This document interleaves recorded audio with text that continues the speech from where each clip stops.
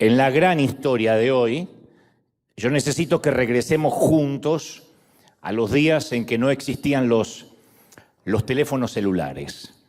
Aunque algunos no lo crean, aunque algunos millennial, centennial y generación Z me miren con ojos de asombro, esa era existió. En tiempos pasados hubo un segmento de la historia que se recordará siempre como los días del teléfono fijo. Aunque algunos nos miren incrédulos, me están diciendo, nah, ¿en serio? Los teléfonos no siempre fueron móviles. No cabían en los bolsillos, ni en los bolsos, ni en las carteras. No eran inalámbricos, mucho menos inteligentes. Los teléfonos estaban conectados a cables que se enchufaban a la pared y que a la vez se conectaban a líneas telefónicas. Incluso esos teléfonos fijos, por lo menos de donde yo vengo, no llegaban a nuestros hogares de clase media tirando a subsuelo. Los teléfonos podían tardar 20 años, no estoy exagerando. Uno pedía el teléfono y decía, ¿y en cuánto me lo ponen? Y calculen estas 2 décadas. En 18 o 20 años, si tiene suerte y un amigo dentro, quizás se lo pongan en 15 años. No estoy exagerando, hay gente de Argentina que debe coincidir con esto. De manera que vivíamos incomunicados. Y viajábamos durante horas en el bus, en el tren, y se nos pasaba todo el día en una sala de espera sin aplicaciones para entretenernos. Había que leer o mirar el techo o dormir. Eran los buenos tiempos analógicos. No podían traquearnos, éramos inubicables. Papá se iba y se iba Dios. ¿Dónde está papá? No se sabe hasta que dé señales de vida. Éramos inubicables. Viste que ahora mira el celular y dice, mira, ¿dónde está? Mira, ¿dónde está mi marido? Ya sabía, eso no pasaba. Nadie sabía dónde estaba el marido. Y mi pequeña historia introductoria ocurrió un helado invierno durante 1980 en Buenos Aires. Ese mismo año, 1980, para que nos ubiquemos en tiempo y espacio, nacía Ronaldinho, se estrenaba en los cines Superman 2, asesinaban a John Lennon, Jimmy Carter era el presidente americano por este lado del mundo, y en Argentina todavía padecíamos los últimos rezagos de un gobierno militar de facto, un gobierno militar. Yo cursaba el 7º grado en ese entonces, el último año de la escuela primaria, en un colegio de un barrio de suboficiales.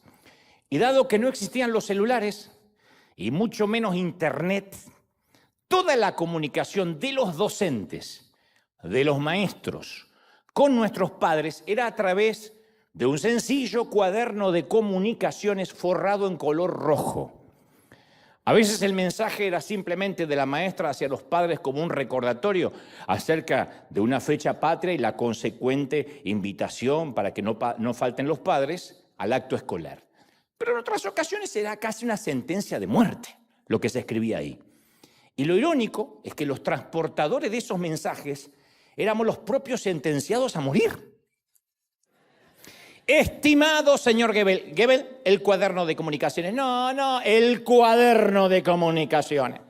Lo llevaba y ella ponía, estimado señor Goebbels, su hijo no ha completado esta semana la tarea y lo veo muy distraído durante la clase. La maestra, soplona, alcahueta, zapa, chivata, delatora, comunicaba a nuestros padres a través nuestro, eso era cruel.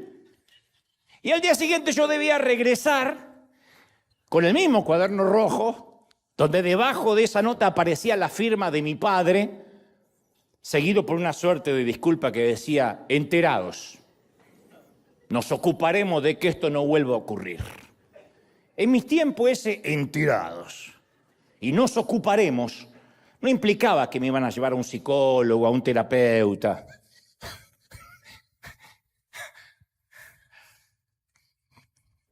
Pero llegó el fatídico día en que mi recurrente mal comportamiento, supongo que en 7º grado estaba pasando una mala temporada, hizo que la maestra escribiera en el cuaderno necesito reunirme urgente con alguno de los señores padres de Goebbels este próximo miércoles a las 9 de la mañana aquí en mi aula en el colegio. Obviamente yo era el primero que leía la nota. Y apenas leí la nota se me ocurrió una grandiosa idea. Como ya me había inventado un par de veces que habían operado de la vesícula a mi mamá, y como ya se me habían acabado las excusas y la cantidad de vesículas,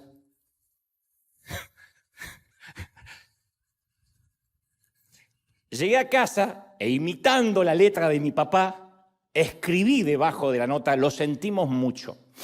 Yo trabajo todo el día y mi esposa está muy grave porque deben operarla de las amígdalas. Firmado Federico Goebbels, papá de Dante. Y lo llevé. Insisto, no existían los celulares. Era imposible corroborar la veracidad de la nota y mucho menos de la firma. Solo los mensajeros que transportábamos nuestra propia horca teníamos el único acceso a la verdad. La maestra leyó la nota. Dijo, bueno, que tu mamá se mejore, pero los voy a citar para la semana próxima. Oh. A la siguiente semana escribí: señorita maestra, la operación de las amígdalas resultó bien, pero descubrieron un bulto extraño en la panza. Así que no saldré del hospital este mes y no va a salir, y si esto se complica tampoco en 2 meses. Firmado, papá de Dante. Esta vez la maestra leyó la nota, me miró, volvió a leer, me volvió a mirar y no dijo una sola palabra. Yo sentí que había timado a la señora, que gané la partida. Incluso comenté mi picardía, mi astucia con el resto de los compañeros, chocamos los 5. Fui muy popular, al menos por 2 días fui muy popular. Fueron mis 2 días más felices de todos mis años del colegio. Me pedían autógrafo, me pedían que imite otras firmas, que simule otras notas para mis compañeritos. Me sentí un político. Bueno, pero el viernes de esa misma semana, la maquiavélica y endemoniada maestra se tomó el trabajo de aparecer en la puerta de mi casa. Y apenas mi padre salió a recibirla, dijo: señor Goebbels, su última nota me dejó muy preocupada, así que el consejo escolar me ha enviado aquí para tener más novedades acerca de la gravedad de su esposa. Acto seguido atrás salió mi madre vivita y coleando.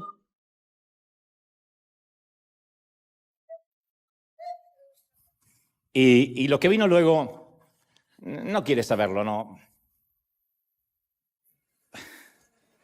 Lo sórdido de lo que ocurrió aquella tarde me obliga a no abundar en demasiados detalles, especialmente por aquello de no herir ninguna susceptibilidad y respetar la memoria de mis padres que ya no están. Lo cierto es que 44 años después sigo usando esta historia para ilustrar la estupidez de los atajos. Porque eso es lo que usé, un atajo. Fui un timador, pequeño timador, pero timador al fin. Y en vez de enfrentar el camino honrado, cuesta arriba y más largo, agarré el ancho, cuesta abajo y deshonesto. Entonces todos en algún momento, porque me miran así como asombrados diciendo, ¿qué clase de líder tenemos? Todos, hasta de adultos, elegimos la ruta rápida y fácil. Y en vez de enfrentar lo inevitable, tomamos el asunto en nuestras manos y en un momento lo fregamos, lo arruinamos todo. Bueno, eso es lo que hizo el personaje, ahora sí, de nuestra historia grande de hoy, porque esta era la pequeña historia autorreferencial introductoria, pero la gran historia de hoy tiene que ver con alguien que hizo algo más o menos similar. Se llama Jacob o Jacob para los amigos.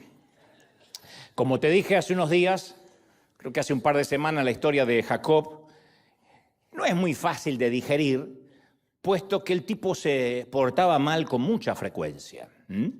Y por otra parte, para todos nosotros su historia también es una suerte de alivio, porque también nos portamos mal con bastante frecuencia.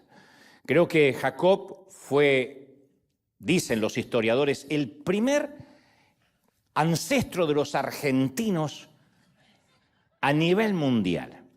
Porque si lo que estamos buscando es un héroe de película, Jacob no es nuestro chico, no es nuestro personaje. Era más bien un operador político, era un trepador, un lobista, un tipo que siempre se metía en líos, en problemas, en timos, en estafas. Pero si por el contrario queremos saber hasta cuándo Dios aguanta a un sinvergüenza, a un chapucero, a un granuja, a un bribón, ninguno se siente identificado, pero yo sé que sí.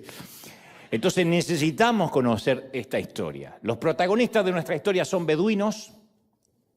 La tierra que los rodea es vasta, es accidentada, es el desierto. Rebeca le dio a Isaac, su esposo, un par de gemelos, Jacob y Esaú, gemelos. Y entre esos gemelos, en toda la historia creo que nunca ocurrió, pero aparece ahí en las Escrituras, hubo tensión desde el primer momento. Rebeca sentía en su útero literalmente como una pelea en un cuadrilátero de boxeo. Génesis 25-22 dice, y los hijos luchaban dentro de ella. No es una metáfora, no es una licencia poética, peleaban los gemelos dentro del útero. Hasta que ella una vez le rogó a Dios que le diera una explicación por qué tenía esa revolución en la panza. Y él le dijo, hay 2 naciones en tu seno y 2 pueblos se dividirán desde sus entrañas. Y un pueblo será más fuerte que el otro y el mayor servirá al menor. Parecía un jeroglífico, parecía una trivia, porque Dios le decía, sí, hay 2 naciones en tu vientre.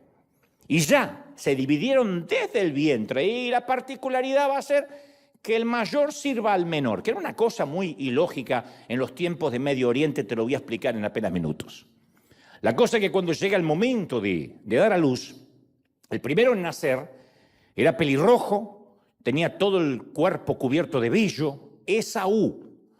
Luego nació inmediatamente, yo supongo que minutos después, su hermano Jacob, agarrado con una mano del talón de Esaú, que fue una premonición, porque Jacob empezó la vida tal como la iba a vivir, trepando a una posición mejor.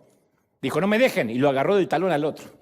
La cosa es que ambos gemelos eran antagónicos, estaban en las antípodas, y así fueron transformándose en adultos. Supongo, especulo que se habrán peleado bastante durante niños, de adolescentes. Esaú era rojizo, peludo, inculto, no significa que los pelirrojos sean todos así. Esaú, bruto, tosco, ramplón, simple.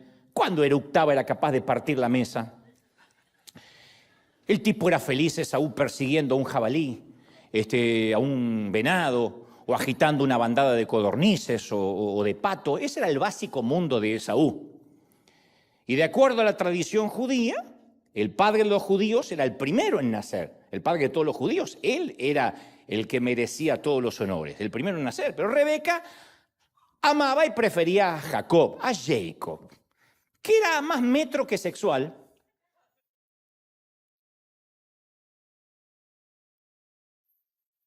Sabe la señora. Más estudioso que musculoso, más de la casa que de estar afuera. Era más de sábado me quedo a mirar Discovery Channel que saliendo a cazar patos el sábado con el hermano. Jacob era el consentido de mami, el segundo. Génesis 25-27 lo describe así. Era un hombre pacífico que habitaba en tiendas. Él no iba a por la comida, él esperaba que se la trajeran. El padre amaba a Esaú, al velludo, al bruto. La madre amaba al más delicado, a Jacob. Esta era la familia más parecida a los Simpson que a los Ingalls. Hermanos que se enfrentaron desde el útero, padres que tenían sus preferencias, sus favoritos, Esaú y su fuerza, Jacob y su cerebrito. Cualquier terapeuta se habría hecho millonario haciéndole terapia a esta familia completa y absolutamente disfuncional. Aún así, estos gemelos podrían haber coexistido si no hubiese sido por el privilegio del derecho de nacimiento que se estilaba mucho en Israel, entre los judíos, en el Medio Oriente, el derecho de nacimiento. Derecho que prometía beneficios económicos, especialmente, preeminencia en el clan, el doble de la herencia, todos los privilegios. Eso era el hermano mayor. Un día, el obtuso Esaú vuelve al hogar después de cazar. Ya eran adultos los tipos. Tenían el estómago vacío y olió desde la puerta la olla de pozole rojo. Guiso para los que no son de México, o algo similar. Bueno, el pozole no tiene explicación, es pozole. Huele el pozole rojo que Jacob, su hermano, estaba revolviendo sobre una olla de fuego, sobre el fuego ardiente. Entonces el aroma al maíz pozolero, la costillita de cerdo, la cebolla picadita, el queso, los chiles guajillos. ¡Ah, me interioricé, eh! No, si yo acá no vengo a hablar estupideces, yo me interiorizo. La lechuga romana, fileteada, y el limón le hicieron agua a la boca, como algunos mexicanos acá que dicen, ¡ay, cuánto falta! Y con su voz gutural y cavernícola, Esaú dijo, hermanito, dame una cucharada de lo que sea que estés cocinando ahí. Cuando ustedes prediquen, hagan de cuenta que es argentino, pongan en el acento que quieran. Y el que de niño lo había agarrado del talón, vio la oportunidad y no lo dejó pasar. Le dijo, ¿qué? ¿Cuánto vale un plato de pozole para ti? No manches. Lo que sea, hermano, que me muero de hambre, porque era medio cholo.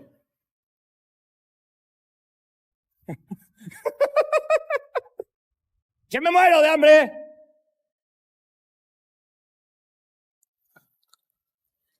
¿Cualquier cosa? Claro que cualquier cosa. Me comería una vaca ahora mismo. Di tu precio. ¿Quieres mi arco y mi flecha? ¿Quieres mi nuevo cuchillo? Es tuyo por ese pozole maravilloso. Ok. Quiero la primogenitura, hermano. ¿La primo qué? La primogenitura. Esaú miró el guiso de pozole, sopesó las opciones y acto seguida, sin siquiera pensar, selló su destino con estas palabras. Mira, hermano, yo en cualquier momento me voy a morir. Estoy en la casa con los venados, con las cosas salvajes. Así que ¿de qué me sirve como se llame? Y Génesis narra, Esaú restó importancia a sus derechos de primogénito. O sea, menospreció, la desdeñó. El derecho de primogenitura, de ser el hermano mayor, estaba amparado por la ley. El padre no podía dárselo a otro hijo que no sea al mayor. Ahora el hijo primogénito, sin embargo, podría perderla, podría venderla, que es lo que hizo este. Para el tosco Esaú, la primogenitura era algo intangible, invisible, casi algo espiritual. El plato de guiso estaba ahí frente a él. Así que accedió de inmediato al intercambio. Y Jacob le dice, tú sabes lo que estás haciendo, hermano, ¿no? Cuando papá muera, voy a obtener el doble de la herencia, lo sabes, ¿no? Mientras tanto, Esaú se ató la servilleta en el cuello. Sí, el doble, el doble. Alcánzame el aguacate y chicharrón. Ok. Entiendes que yo voy a ser el primero y no el segundo, ¿no? Sí, lo que digas. ¿Qué hiciste, tostadas para acompañar? Esaú significa que la promesa que Dios le hizo a nuestro padre Abraham, a nuestros abuelos, será para mi familia y no para la tuya, lo sabes, ¿no? Ya deja de hablar, aburrido. Sírveme la comida de una buena vez. Y lo que estaba ocurriendo en ese almuerzo es que Jacob se estaba convirtiendo, en el padre de las 12 tribus, y de su linaje nacería muchos años después nada menos que Jesucristo, derecho que le correspondía supuestamente a su hermano, que ahora la estaba vendiendo. Esaú se quedó solo con su almuerzo. Eso se llama extorsionar a un bruto con hambre. Anoten las esposas.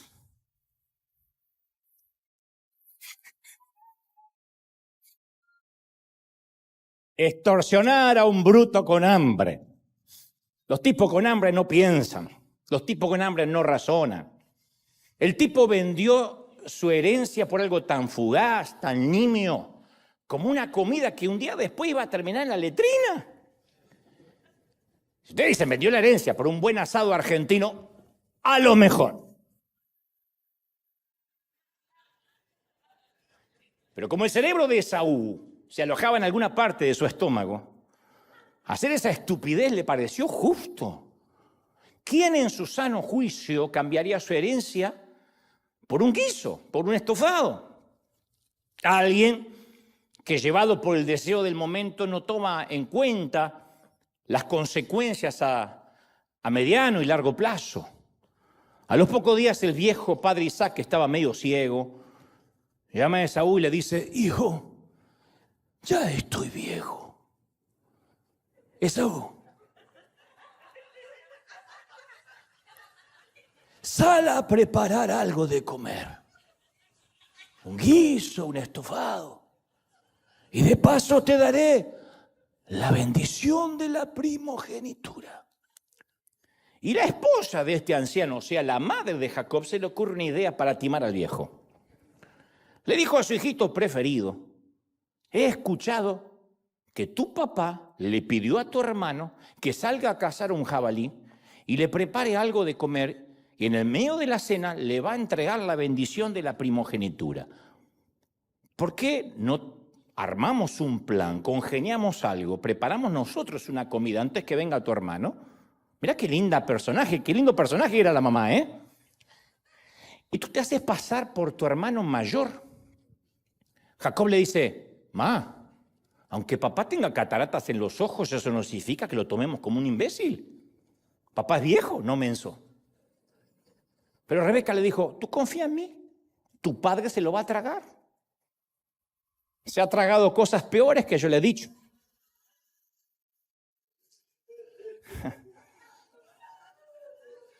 Se ve que lo de Esaú era hereditario.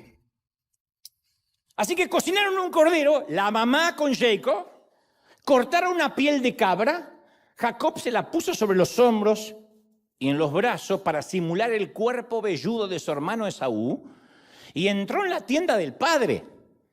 Y Jacob, a pedido de su mamá, imitó la voz de su hermano. Le dijo: cuidado que con la voz te va a sacar. Entonces Jacob dice: papá, soy Esaú, recién llegué. Y el viejo Isaac cayó en la trampa y bendijo con voz ronca a Jacob, pensando que era Esaú. Que te sirvan los pueblos y póstrense ante ti las naciones. Sé Señor de todos tus hermanos e inclínense hacia ti los hijos de tu madre. Malditos los que te maldigan y benditos los que te bendigan. Te bendigo, hijo. Y sin saberlo, Isaac coronó al hijo equivocado. Al rato aparece el hermano mayor Esaú cargando un jabalí. 3 ratones ciegos, 3 ratones ciegos, cantando quién sabe qué. Prepara la comida para su padre y cuando dice: papá, te preparé tu comida, el papá ya no tenía hambre. La bendición ya no estaba disponible. Y el padre dijo temblando: lo siento, tu madre y tu hermano me timaron. Yo acabo de bendecir a tu hermano. Claro, con nuestra mentalidad occidental, yo sé lo que están pensando. Esto se arregla fácil. Agarramos a Jacob del cuello, lo llevamos arrastrando hasta la tienda, que el padre se retracte y bendiga al hijo correcto. Pero esto no funcionaba así en Medio Oriente. La bendición tenía un elemento vinculante incorporado, era irreversible e irrevocable. Jacob ya había cobrado el cheque. Y de alguna manera es un símbolo hasta el día de la fecha del poder de nuestras palabras. Hay ocasiones que uno no se puede desdecir. Ustedes dirán: sí, estamos viviendo un tiempo en que ni los contratos valen. Sí, pero yo hablo de otras cosas, en esos momentos de frustración donde le decimos a un hijo que nos decepcionó, o lo adjetivamos, o lo descalificamos. Y al rato, como todos padres, nos calmamos, razonamos y pensamos, ¿dónde está el botón para retroceder y borrar?